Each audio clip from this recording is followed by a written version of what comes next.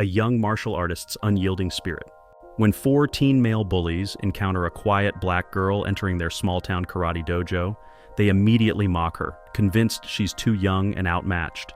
Maya's shy demeanor and worn second-hand uniform make her an apparent easy target. However, what these bullies fail to recognize is the fierce skill and profound discipline her late father instilled in her. When they attempt to humiliate her in front of the entire class, Maya's response, delivered in 60 breathtaking seconds, leaves everyone stunned. What started as a cruel joke ignites a community-wide reevaluation and a pursuit of genuine justice. A new beginning at Carter's Karate. The autumn breeze gently rustled through the trees as Trina's aged Honda pulled into the strip mall parking lot. Maya sat silently in the passenger seat, her small hands tightly gripping the folded white martial arts uniform that had once belonged to her father. The fabric, though slightly worn, was impeccably clean, preserved with the care one would give a treasure. "You've got this, baby," Trina murmured, reaching over to gently squeeze Maya's shoulder. "Remember what Daddy always said about martial arts?" Maya nodded, her voice barely a whisper. "It's not about being tough, it's about being disciplined." The dojo occupied the corner unit of the shopping center, its large windows adorned with faded posters of kicking figures and inspirational quotes. A soft bell chimed as they pushed open the glass door, releasing a familiar wave of scents: wood floors, athletic gear, and the sharp, clean tang of cleaning supplies. Sensei Carter stood near the front desk, his black belt meticulously tied around his crisp white uniform. His smile seemed genuine, though a bit reserved, as he approached them. "Welcome to Carter's Karate," he said, extending his hand first to Trina, then offering a gentler greeting to Maya. "You must be our new student." Maya bowed slightly, precisely as her father had taught her. "Yes, sir. Thank you for having me." From the main training floor came the sound of teenage laughter. Four boys, all sporting brown belts, were huddled near the water fountain. The tallest one, Tyler, nudged his friends and subtly indicated Maya with a jerk of his chin. "Look what just walked in," he muttered, loud enough for his words to carry. The others, Austin, Chad, and Blake, snickered in unison. Trina's jaw tightened, but she maintained a steady voice as she completed the registration forms. Maya pretended not to notice, focusing instead on the rows of trophies lining the walls and the neat stacks of training equipment. "Maya, why don't you go change while your mother finishes the paperwork?" Sensei Carter suggested, pointing toward the girls' locker room. "Class starts in 5 minutes." Whispers and first impressions. The locker room was empty, echoing with Maya's careful movements as she changed into her uniform. She could hear the boys' voices through the wall, their words muffled, but their tone unmistakably clear. "Is this some kind of joke?" That was Tyler again. "She's like what, 6? 9, corrected another voice, likely Chad. "My little sister's in her grade." "Whatever, this isn't daycare." More laughter followed. Maya's fingers trembled as she tied her white belt, but she recalled her father's steady hands showing her the proper knot. One end over the other, wrap around through, and pull.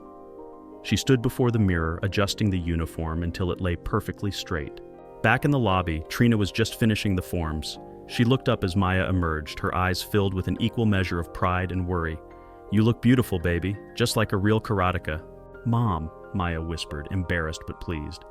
The boys had moved onto the training floor now, stretching in a loose circle and still exchanging glances and smirks.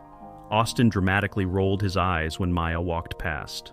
"Everyone line up according to rank," Sensei Carter called out. The boys swaggered to their spots, their brown belts signifying their senior status. Maya took her place at the very end of the line, the stark white of her belt a beacon of her beginner status.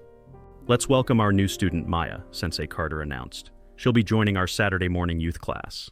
Blake coughed something that sounded suspiciously like babysitting, setting off another round of poorly concealed laughter. Trina watched from the lobby, her hands tightly clasped. She wanted to march onto that floor and give those boys a piece of her mind, but she held back. Maya needed to find her own way here. "Bow!" Sensei Carter commanded. The class turned to face the front wall where a Japanese flag hung beside various martial arts certificates. Maya's heart hammered against her ribs as she bowed, the familiar motion bringing both comfort and anxiety. She could feel the boys' presence behind her, their amusement at her expense almost tangible in the air. "First position," Sensei Carter called out. "Let's begin with our warm-up exercises." Maya settled into her stance, trying to focus on the instructor's words rather than the whispered comments and stifled chuckles from the teenage boys. She fixed her eyes straight ahead, channeling every ounce of determination she possessed. Tyler's voice carried in a stage whisper. This ought to be good. But Maya held her position, her father's words echoing in her mind. Stand straight, breathe deep. You belong here as much as anyone else. She drew in a slow breath, willing her racing heart to steady itself as Sensei Carter began counting out the first exercise. Enduring taunts and unchecked behavior. The warm-up exercises began simply enough. Jumping jacks, push-ups, and stretches. Maya moved through each motion with practiced precision, her muscles recalling the countless hours she'd spent training with her father in their garage. Look at her trying to show off, Austin whispered loudly to Chad. Bet she learned that from YouTube. Maya's cheeks burned, but she kept her eyes forward, focusing on Sensei Carter's instructions. The familiar movements offered comfort even as the boy's snickers threatened to break her concentration. 20 mountain climbers, Sensei Carter called out. Begin. Maya dropped into position, her small frame moving efficiently through the exercise. Behind her, Tyler made exaggerated grunting noises, causing Blake to burst into poorly suppressed laughter. That's enough, Sensei Carter said mildly without turning around. Focus on your own form. But the warning carried no real weight. The boys exchanged knowing looks, understanding that their behavior would go unchecked. Now let's practice our basic blocks, Sensei Carter announced. Upper block, middle block, lower block. Follow my count. Maya settled into her stance, remembering her father's gentle corrections. Keep your core tight, he'd always said. Power comes from your center.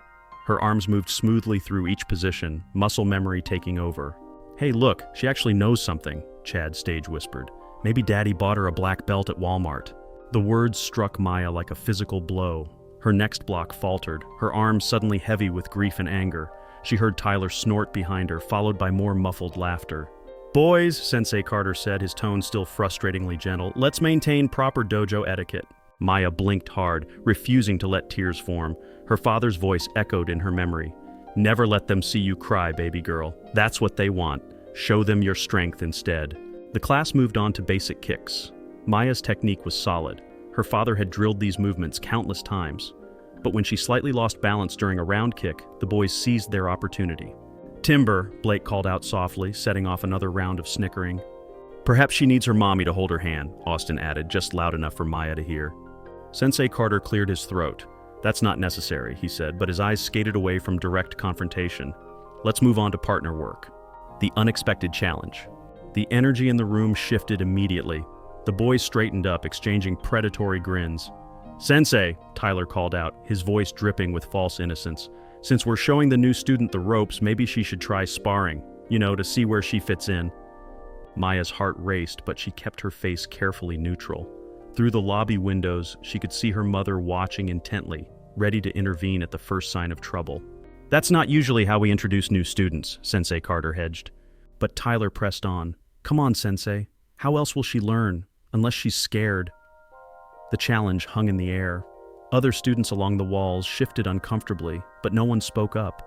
Maya could feel their eyes on her, waiting to see what she would do. I'm not scared, Maya said quietly, her voice steady despite her pounding heart. Sensei Carter looked uncertain. Maya, you don't have to. Please, Sensei, she insisted, remembering her father's words about facing challenges head-on. I want to learn. The rest of the class passed in a blur of basic drills and light conditioning. The boys continued their commentary, growing bolder with each tepid warning from Sensei Carter. Every time Maya executed a move correctly, they found something to mock.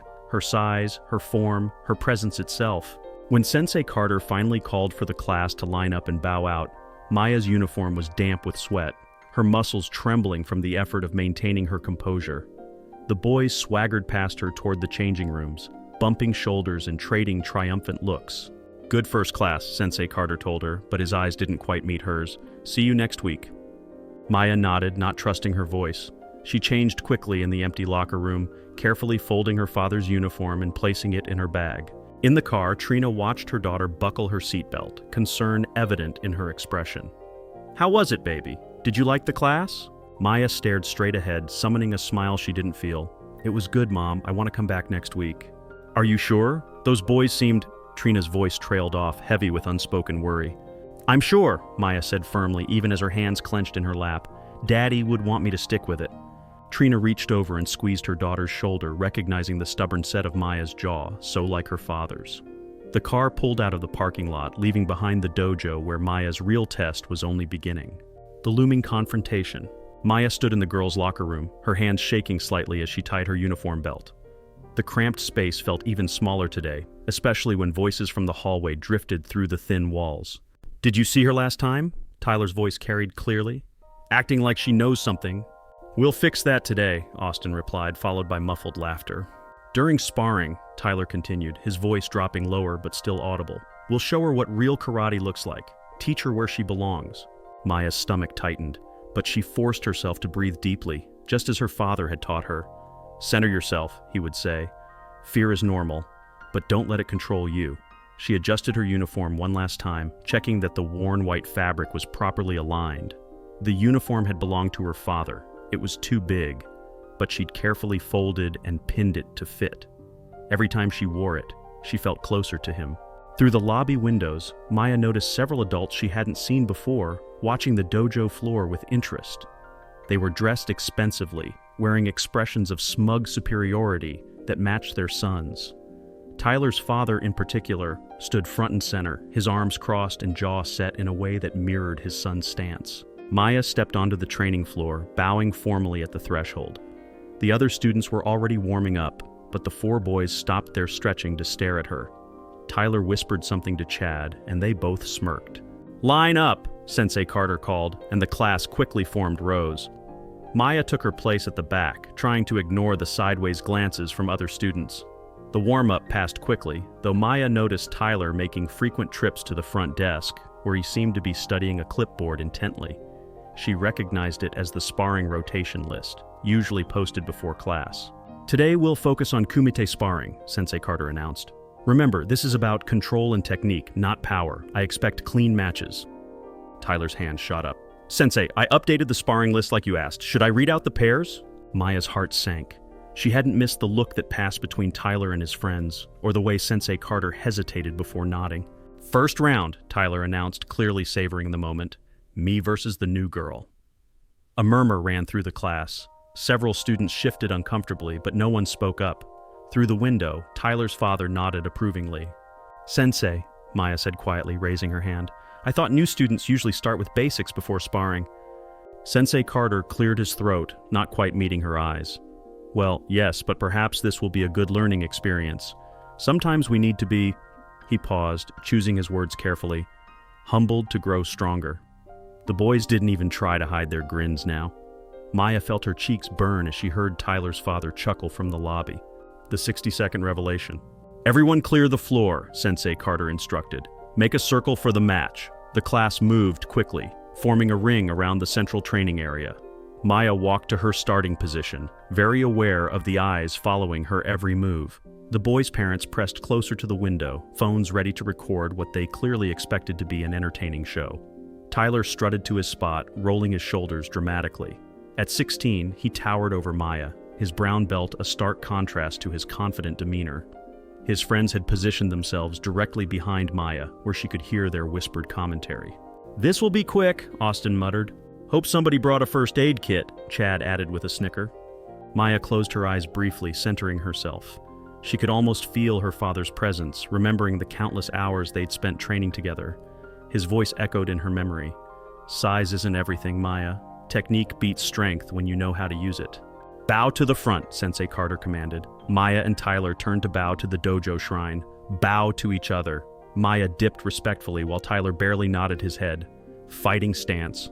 Maya settled into her position, feet placed precisely, guard up but relaxed. She noticed Tyler's stance was wider than necessary, his weight too far forward. Exactly the kind of mistakes her father had taught her to recognize. "Remember," Sensei Carter said, though his warning seemed directed more at Maya than Tyler. "This is about learning, not proving anything." Tyler's smirk widened as he raised his hands, clearly anticipating an easy victory. Behind him, his father leaned forward expectantly, phone held high to capture his son's moment of triumph. The air in the dojo felt electric with anticipation. Maya could sense the other students holding their breath, waiting for the inevitable. Even Sensei Carter seemed tense, perhaps already regretting his decision. "Ready?" Sensei Carter raised his hand, the signal to begin moments away. Maya drew one last calm breath, her father's teachings crystallizing into perfect clarity in her mind. "Begin!" Tyler charged forward with a wild grin, his larger frame casting a shadow over Maya. His first punch was sloppy, all power, no precision. Maya saw it coming as if in slow motion, just like when she trained with her father. "Let them come to you," her father's voice whispered in her memory. "Use their momentum against them." Maya shifted slightly, letting Tyler's punch graze past her shoulder. In the same fluid motion, she stepped in, her small hand catching his extended arm. Before anyone could blink, she pivoted, using Tyler's own forward momentum to send him flying. He landed hard on his back, the impact driving the air from his lungs with an audible oof. The dojo fell silent. Tyler lay there blinking at the ceiling in confusion. His father's phone lowered slightly. "Lucky shot!" Austin shouted, breaking the silence. He stepped forward, fists clenched. "Let me show you." "Wait your turn," Sensei Carter interrupted, but Austin was already charging. Maya centered herself again, remembering her father's teachings. Speed beats strength when you know where to strike. Austin's attack was even sloppier than Tyler's. Pure anger, no technique. Maya ducked under his wild swing, her small frame moving like water. Her counter was perfect, a swift sweep that caught Austin's legs mid-stride. He toppled forward, face planting onto the mat. Chad and Blake exchanged nervous glances. The crowd of students had grown completely still, their expressions a mixture of shock and growing admiration.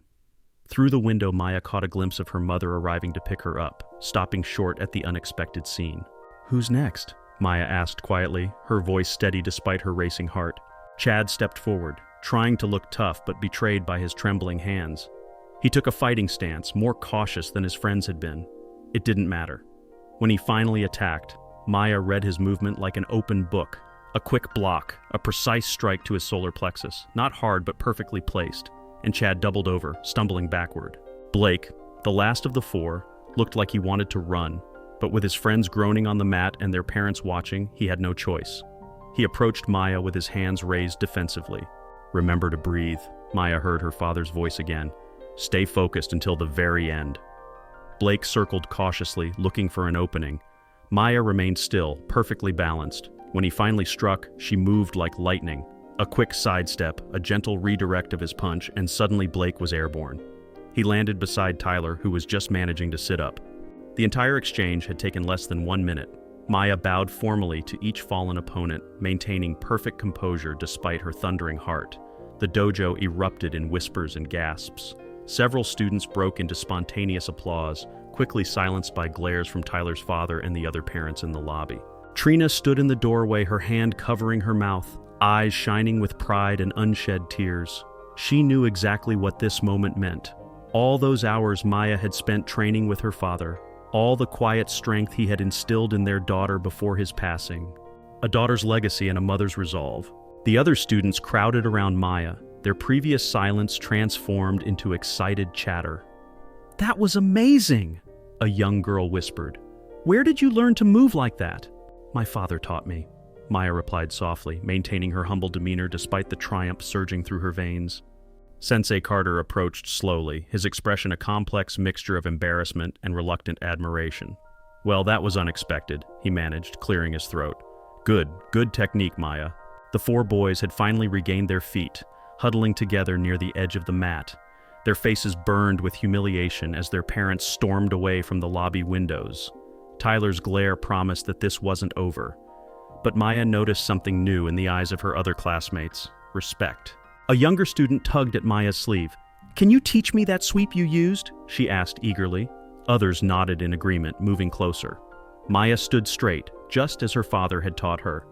"The key is balance," she began, demonstrating the proper foot position.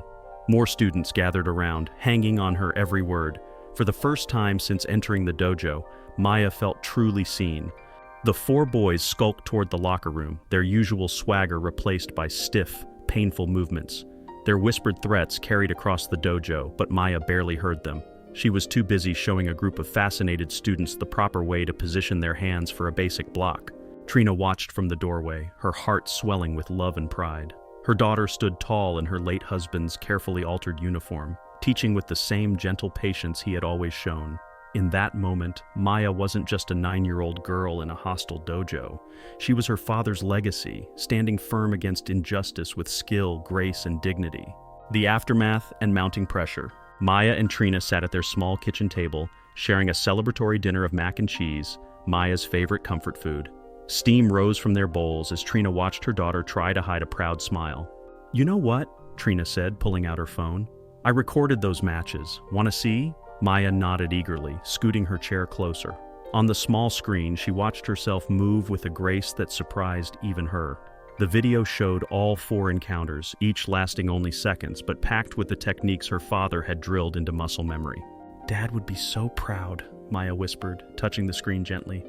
"He is proud, baby, wherever he is." Trina squeezed her daughter's shoulder. "I'm going to post this. People should see what my girl can do." Maya blushed but didn't object as her mother uploaded the video to her social media page. They finished dinner, did the dishes together, and Maya went to bed feeling lighter than she had in months. The next morning, everything changed. Maya was eating breakfast when Trina's phone started buzzing non-stop. The video had exploded overnight, shared hundreds of times. Most comments were supportive, but there were darker ones too. Angry parents calling Maya dangerous and out of control. "Don't read those," Trina said firmly, taking her phone away. "Let's get you to school." But school was different too. Kids whispered as Maya walked past. Some looked scared, others hostile. In her first class, she heard Tyler's younger sister telling everyone that Maya had viciously attacked her brother and his friends. "She's crazy," the girl stage whispered. "My mom says she shouldn't be allowed around normal kids."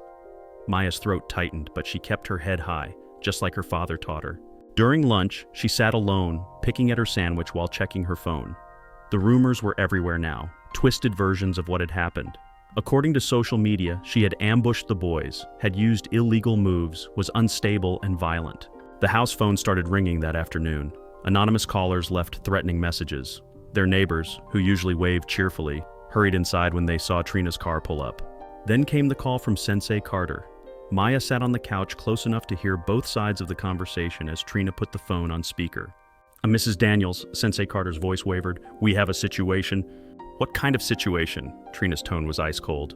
"The parents of several students have expressed serious concerns about safety. They're threatening legal action. Maya's display yesterday was technically against dojo rules. Students aren't supposed to spar outside their age and weight class." "Rules you ignored when those boys targeted my daughter," Trina shot back. "Yes, well," Carter cleared his throat. "The thing is, we need to suspend Maya's membership, just temporarily, until things cool down. You understand? It's a liability issue." "A liability issue?" Trina's voice rose. "The only liability was letting those boys bully a 9-year-old girl. Maya defended herself using proper technique, which you would know if you'd been paying attention instead of letting those boys run wild." "Mrs. Daniels, please. Tyler's father is on the city council. The other parents are threatening to pull their kids out. I have a business to think about." "And I have a daughter to think about," Trina snapped. "A daughter who did nothing wrong except stand up for herself. But I guess that's still not allowed, is it?" The line went quiet for a moment. "I'm sorry," Carter said finally. "The suspension stands. We'll refund your membership fees." Trina hung up without another word. She turned to Maya, who sat very still, hands folded in her lap like her father had taught her during meditation. "Baby," Trina started. "It's okay, Mom," Maya said quietly. "I understand." Standing firm in the face of injustice. Later that night, Maya sat cross-legged on her bed, watching the video again on her tablet. In it, she moved with confidence and skill, each technique perfect, just as her father had shown her. She looked strong, capable, everything he'd wanted her to be. But now that strength had turned the whole town against them. Her phone buzzed with cruel messages from fake accounts. Through her window, she saw Mrs. Peterson across the street, quickly closing her curtains. Trina appeared in the doorway, still in her work clothes. She'd spent the afternoon dealing with worried calls from her supervisor about all this negative attention. "Are you watching that again?" she asked softly. Maya nodded. "Did I do something wrong, Mom? Should I have just let them win?" Trina crossed the room in 3 quick steps and sat on the bed, pulling Maya into a fierce hug. "No, baby, you did exactly what you should have done. You stood your ground. You showed respect even when they didn't deserve it. Your father taught you well. But now everyone hates us." "They don't hate us. They're scared because you showed them something they didn't expect. People get mean when they're scared." Trina pulled back, looking Maya in the eyes. "But we're not going to let them win. Not now, not ever." "What can we do?" "We fight back the right way, like your father taught you, with dignity, with skill, and with truth." Trina's voice was steel-wrapped in velvet. "I promise you, Maya, this injustice will not stand." A town's cold shoulder. The morning sun cast long shadows across the sidewalk as Maya walked to school. her small hand gripped tightly in her mother's. The usual chorus of children's voices and running feet had gone quiet. Parents hustled their kids to the other side of the street, whispering and pointing. "Head up, baby," Trina murmured, squeezing Maya's hand. "Just like Dad taught you." Maya straightened her spine, trying to channel her father's quiet strength, but her stomach churned as they approached the school entrance. Groups of students scattered like startled birds as they passed. "Remember what we talked about?" Trina said, kneeling to straighten Maya's collar. "You did nothing wrong. If anyone gives you trouble, go straight to the teacher." Maya finished. "I know, Mom." Trina hugged her daughter tight, then watched as Maya walked through the heavy double doors. The whispers started immediately. "That's her. My brother said she's crazy. Mom says we can't play with her anymore." Maya kept her eyes forward, just like in the dojo. "Focus on the path ahead. Don't let them see you flinch." She made it to her classroom and slid into her seat, noticing how the surrounding desks suddenly emptied. Even Mrs. Peterson, her usually warm-hearted teacher, seemed different. When Maya raised her hand to answer a math question, Mrs. Peterson's eyes skipped right over her, calling on someone else. During group work, no one would partner with her. "I'll work alone," Maya told Mrs. Peterson quietly, fighting back tears. "Maybe that's best," Mrs. Peterson replied, not quite meeting her eyes, "just for now." At her desk, Maya could hear Tyler's sister Jessica holding court with her friends. "My brother had to go to the doctor," Jessica announced loudly. "She could have really hurt him. Dad says she's dangerous." Maya's pencil snapped in her grip. She hadn't hurt anyone. She'd used controlled techniques, perfect form, just like Dad taught her. But no one seemed to care about the truth. Consequences and unwavering spirit. Meanwhile, across town at the customer service center where she worked, Trina sat stiffly in her supervisor's office. Mr. Roberts shuffled papers on his desk, looking uncomfortable. "Trina, you've been an excellent employee," he began. "But this situation with your daughter, it's causing some concern in the community." "My daughter defended herself against bullies," Trina said evenly, "using proper martial arts technique." "Yes. Well," Mr. Roberts cleared his throat. "Several of our clients have expressed discomfort. The video you posted has gotten quite a bit of attention, not all of it positive. So I should have let my daughter be humiliated, let those boys—" "We're not discussing the incident itself," Mr. Roberts cut in. "We're discussing the impact on our business. I need you to keep family matters private, Trina. Take down the video. Stop engaging with comments online. We can't have this kind of negative attention." Trina's hands clenched in her lap. "Is my job at risk, Mr. Roberts?" He wouldn't meet her eyes. "Let's hope it doesn't come to that." During her lunch break, Trina tried calling Sensei Carter again. This time he actually answered. "Mrs. Daniels, I truly am sorry," he said, sounding tired. "But Tyler's parents have already contacted their lawyer. They're talking about suing for endangerment." "Endangerment?" Trina's voice cracked. "Those boys targeted my daughter." I know, but they're claiming Maya used excessive force, that she wasn't properly supervised. Their lawyer says I could lose everything." "So instead you're punishing a 9-year-old girl for defending herself? What happened to all that talk about discipline and character?" Carter sighed heavily. "Sometimes we have to make hard choices to survive. I'm sorry, but the suspension stands." Finding strength within. Back at school, Maya sat alone at lunch, her sandwich untouched. The cafeteria buzzed with conversation, but a bubble of silence surrounded her table. She watched other kids laughing, sharing snacks, making plans for after school. Even Jenny, who had smiled at her yesterday after the sparring matches, now sat with her back turned. Maya pulled out her notebook, opening it to a blank page. She started sketching the basic stances her father had taught her, adding notes about foot positioning and weight distribution. If she couldn't practice at the dojo, she'd practice at home. She'd keep training, keep improving. A shadow fell across her page. Maya looked up to see Jessica and 2 other girls standing over her table.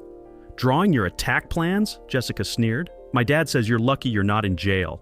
Maya closed her notebook carefully. "I didn't attack anyone. It was a fair match." "Fair? 4 boys ended up on the ground. You're just a freak who can't control herself." The words stung, but Maya remembered her father's voice.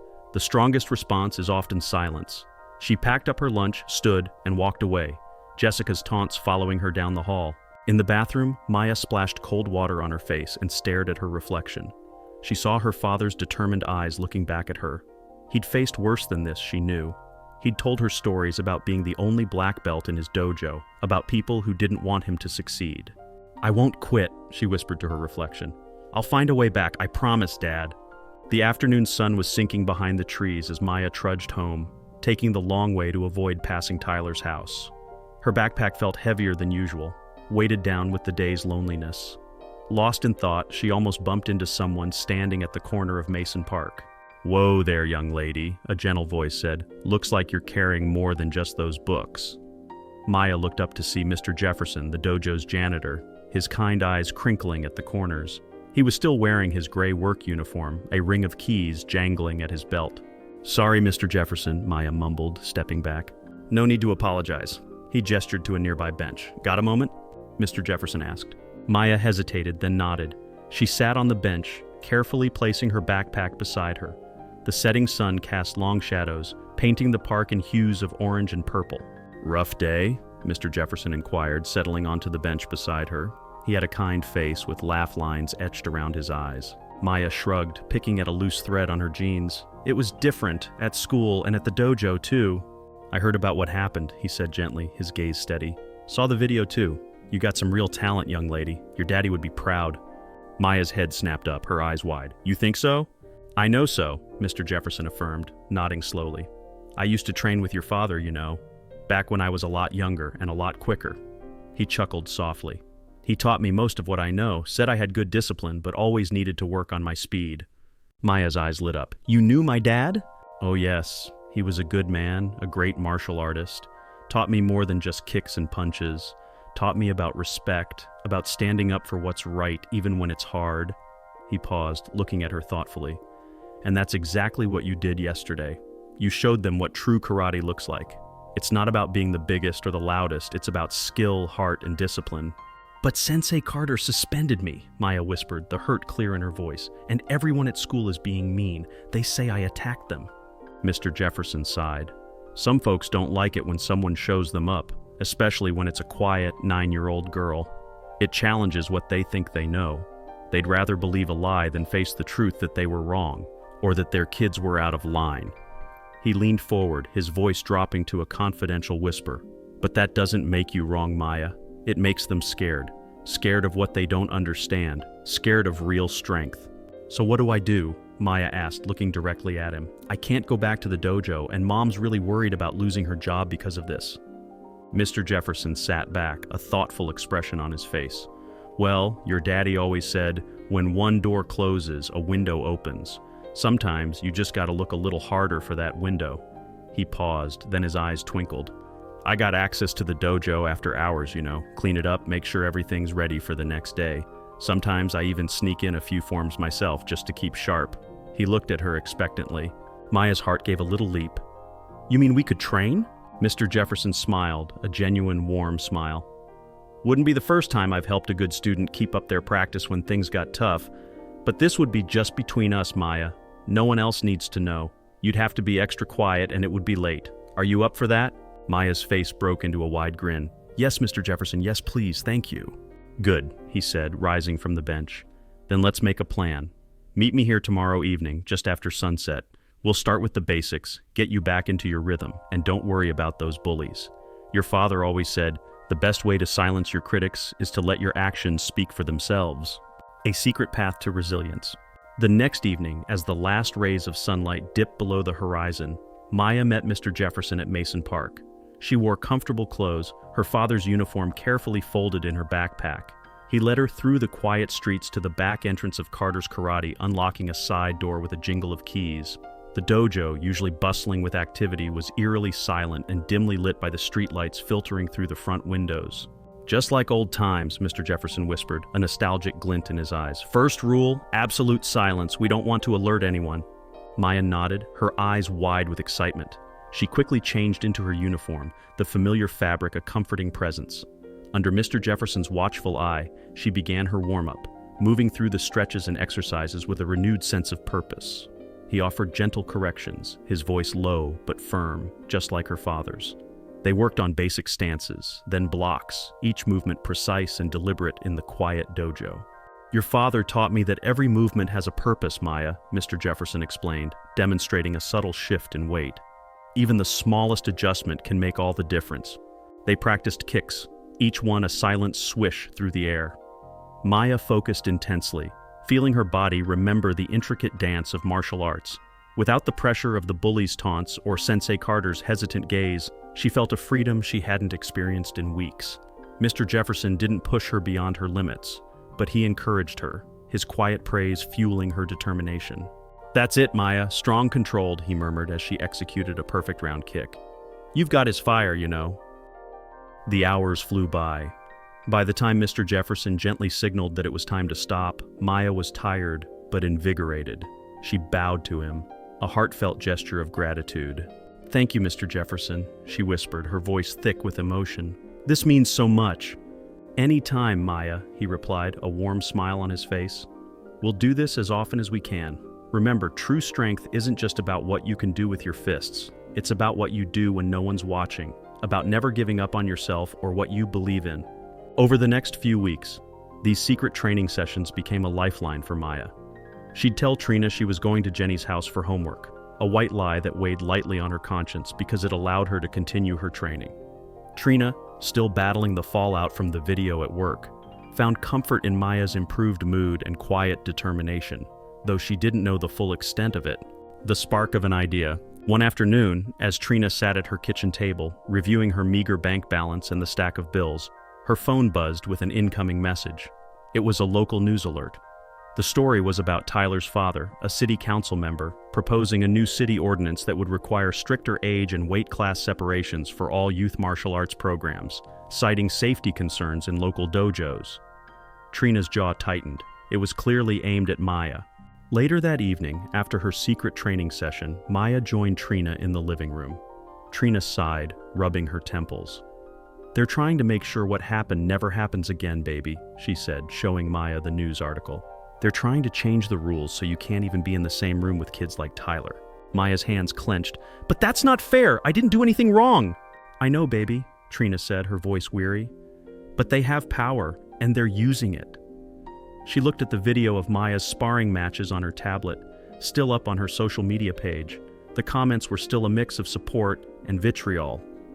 Suddenly, an idea sparked in Trina's eyes. "You know, this video, it's just making things worse for you at work, Mom," Maya interjected.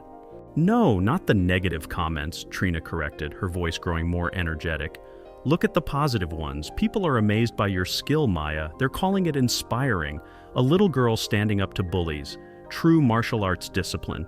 She scrolled through, pointing out specific comments. What if we use this? What if we showed everyone the real truth, not just the distorted version?" "How?" Maya asked, intrigued. Trina's eyes gleamed with determination. "Your father always talked about how martial arts isn't just about fighting. It's about life, about finding your voice, about balance, about standing up with dignity. What if we organize something, a demonstration, a public event?" Maya's eyes widened. "Like at the park?" "Even better," Trina said, a mischievous smile playing on her lips. "What if we held it right outside Carter's Karate? Not to cause trouble, but to show them what they're missing, to show them what real martial arts looks like without all the ego and the unfair rules." Maya's heart pounded. It was a terrifying thought, but also exhilarating. "But what about Mr. Jefferson? He helps me train in secret." Trina looked at her daughter, a wave of understanding washing over her. "So that's how you've been practicing? You and Mr. Jefferson?" Maya nodded sheepishly. Trina laughed, a genuine, joyful sound that Maya hadn't heard in weeks. "That man is a gem. He knew your father well. He'd probably be the first one to say you should fight this, the right way." She squeezed Maya's hand. "This won't be easy, baby. It'll be even harder than those boys in the dojo, but we're going to do it. For you, for your dad, and for every other kid who's ever been told they don't belong." A community responds. The next few days were a whirlwind of activity. Trina spent every spare moment on her phone, contacting local community groups, martial arts enthusiasts, and even a few sympathetic reporters who had seen Maya's video. She explained Maya's story, the unjust suspension, and the proposed city ordinance, framing it not as a personal vendetta, but as a fight for fairness and the true spirit of martial arts. Mr. Jefferson, when approached by Trina, readily agreed to help. "It's time to shine a light on this, Trina," he said, his voice firm. "Your daughter deserves better, and so does real karate." He helped them secure a permit for a public demonstration in the small plaza directly in front of the strip mall where Carter's Karate was located. Word spread quickly through social media and local news outlets. The Justice for Maya event, as Trina called it, was set for Saturday morning, exactly 2 weeks after the original sparring incident. On the day of the demonstration, the plaza was filled with people. Not just a few curious onlookers, but dozens of families, martial arts students from other dojos, and community members who had been touched by Maya's story. Handmade signs bobbed in the crowd. Justice for Maya, martial arts is for everyone. Skill, not bullying. Even some of Maya's classmates, including Jenny, were there with their parents, offering quiet smiles of support. A small makeshift platform had been set up, and Trina stood on it, a microphone in her hand. Her voice, though a little nervous at first, grew strong as she spoke about Maya's dedication, her father's legacy, and the true meaning of martial arts. She introduced Maya, who despite her initial shyness, stepped forward with quiet confidence, her white belt a stark contrast to the brown belts visible inside the dojo. Maya didn't speak. Instead, at Mr. Jefferson's cue, she began to perform a series of forms and techniques. Each movement was fluid, powerful, and precise. She demonstrated basic blocks, powerful kicks, and intricate hand movements, all with the grace and discipline her father had taught her. The crowd watched in stunned silence, then broke into enthusiastic applause. She then invited Mr. Jefferson to join her, and together they demonstrated controlled sparring, showcasing the artistry and mutual respect that true martial arts entailed. They moved with a beautiful synchronicity, a testament to years of training and a shared understanding of the discipline. Inside Carter's Karate, Sensei Carter and Tyler's father, along with Austin's, Chad's, and Blake's parents, watched from behind the tinted windows. Their faces were grim. The planned city council meeting to vote on Tyler's father's ordinance was only days away, and this public display was clearly shifting public opinion. A turning tide, a local news reporter, microphone in hand, approached Trina after Maya's demonstration. "Mrs. Daniels, what message are you hoping to send today?" Trina looked directly into the camera. "We're here to show that martial arts is about discipline, respect, and character, not about bullying or exclusion. My daughter Maya embodies those values. She didn't attack anyone, she defended herself with skill and dignity. And we believe that those values should be celebrated, not punished." The story aired that evening, and the public outcry against Maya's suspension and the proposed ordinance grew even stronger. Online comments overwhelmingly supported Maya, many sharing their own stories of bullying or unfair treatment. Petitions were started, garnering hundreds of signatures. The following Monday, Trina received a call from her supervisor, Mr. Roberts. "Trina," he said, his voice markedly different from their last conversation, "about that video, it seems to have resonated with a lot of people. Positive attention, in fact. Several clients have called to commend us on employing someone with such strong family values. It's actually good for business." He cleared his throat. "Consider this whole matter resolved and keep that video up." Trina felt a surge of relief. "Thank you, Mr. Roberts." Meanwhile, at the city council meeting, the room was packed. Not just with Tyler's father's usual supporters, but with a significant number of people holding Justice for Maya signs. When the time came to discuss the proposed ordinance, Tyler's father began his presentation, but he was frequently interrupted by murmurs and questions from the public. Then, a surprising voice spoke up. It was Sensei Carter. He had been sitting quietly in the back looking conflicted. He stood up, his face pale but determined. "Councilman Davis, if I may," he began, addressing Tyler's father. "I've been a martial arts instructor in this community for 20 years, and I believe in the principles of honor, respect, and self-improvement." He paused, taking a deep breath. "What happened in my dojo was an unfortunate incident. An incident where, I must admit, I failed to adequately intervene to protect a young student from bullying. Maya's response was a display of exceptional skill and controlled technique. It was not an attack. It was self-defense." A murmur of agreement rippled through the room.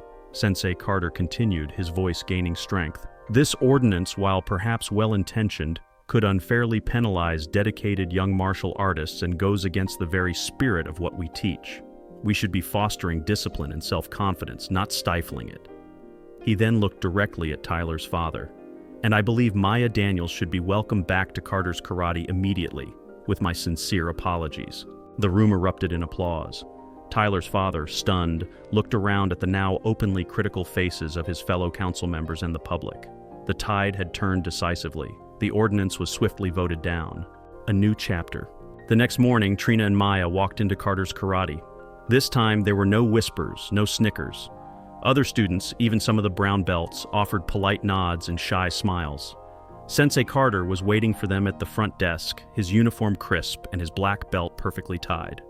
He looked directly at Maya, his eyes no longer reserved, but filled with genuine respect.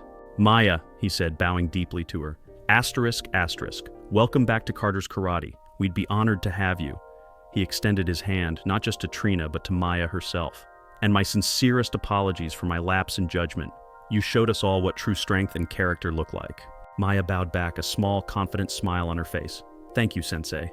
Tyler and his friends, looking considerably chastened, were already on the mat, going through warm-ups. They avoided Maya's gaze, their usual swagger replaced by a noticeable humility. As Maya stepped onto the mat, taking her place among her fellow students, she felt a profound sense of belonging. The quiet strength her father had instilled in her had not only helped her defend herself, but it had also sparked a reckoning in her small town, changing hearts and minds. She looked toward the back of the dojo, where Mr. Jefferson stood sweeping, a subtle wink in his kind eyes. The bell chimed as someone entered the dojo, a new student perhaps, embarking on their own journey. Maya knew that her story was just one of many, but she had learned that standing firm, with dignity and truth, could indeed change the world, one disciplined step at a time. Her father's legacy, once a quiet comfort, was now a shining example for everyone to see.